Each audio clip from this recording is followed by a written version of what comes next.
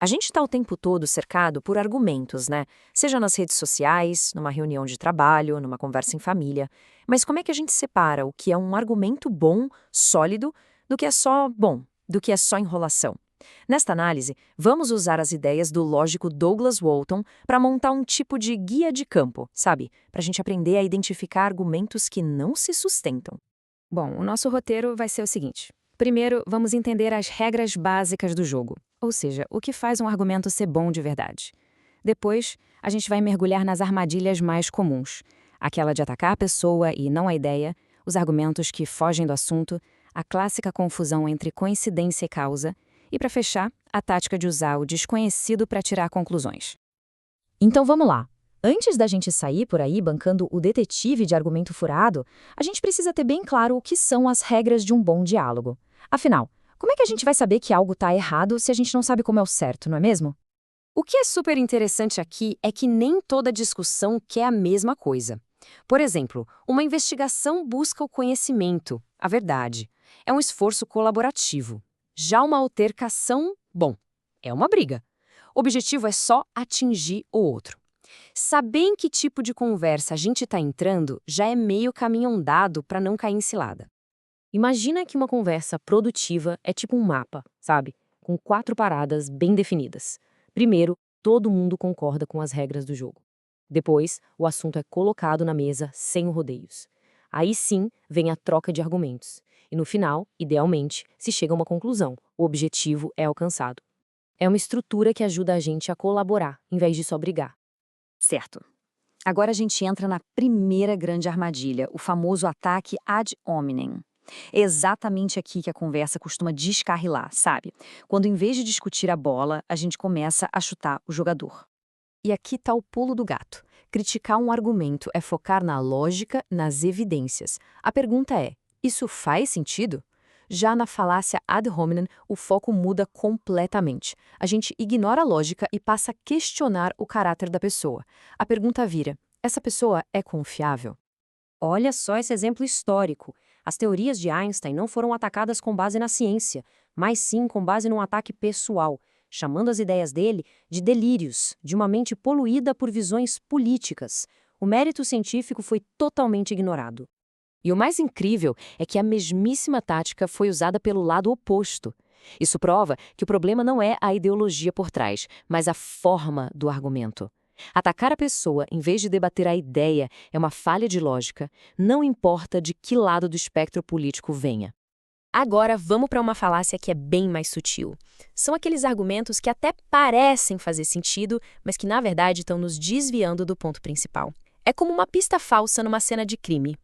O nome técnico é ignoratio elenchi. É basicamente quando alguém constrói um argumento perfeito, mas para provar a coisa errada. É como o promotor do exemplo, que passa um tempão discursando sobre como o assassinato é terrível. Ok, todo mundo concorda com isso, mas a questão era provar que aquele réu específico cometeu o crime. O foco foi desviado. Isso nos leva a uma questão importante. Usar a emoção num argumento é sempre jogo sujo? Apelar para os sentimentos é sempre uma forma de desviar a atenção do que realmente importa? E a resposta, segundo o trabalho de Walton, é não necessariamente. Apelos emocionais não são ruins por si só. A chave é a relevância. A emoção nos discursos do Lincoln, por exemplo, não era para distrair, pelo contrário. Ela servia para fortalecer a causa dele, para conectar as pessoas ao ponto que ele estava defendendo. Chegamos agora num clássico dos erros de lógica, a falácia do post hoc. É aquela mania que a gente tem de achar que só porque o evento B aconteceu depois do evento A, então A deve ter causado B. O nome formal, em latim, é post hoc ergo propter hoc, que é exatamente isso. Depois disso, logo por causa disso. É a famosa confusão entre correlação e causalidade. Sabe aquela história? Só porque o galo sempre canta antes de o sol nascer, não quer dizer que é o canto do galo que faz o sol nascer. É que a relação de causa e efeito raramente é tão simples, né?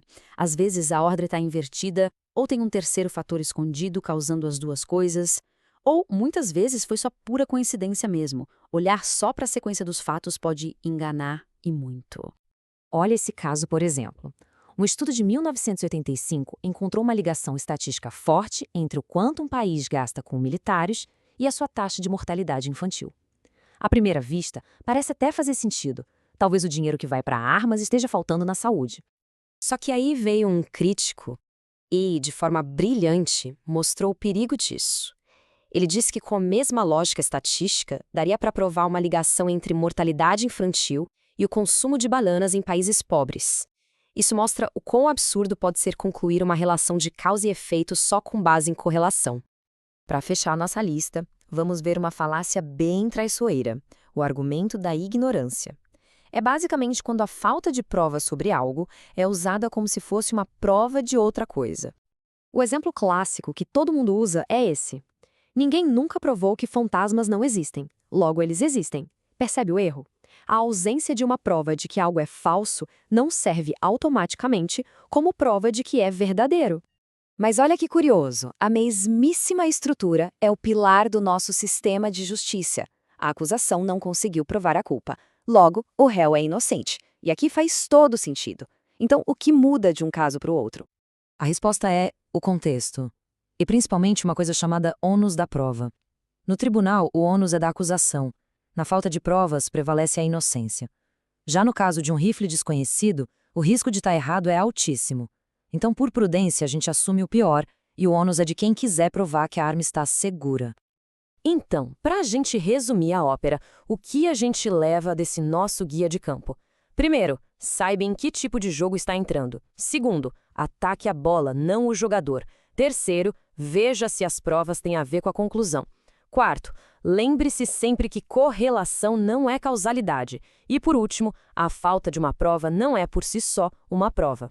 E no fim das contas, a ideia aqui não é ter um arsenal para ganhar discussões, sabe?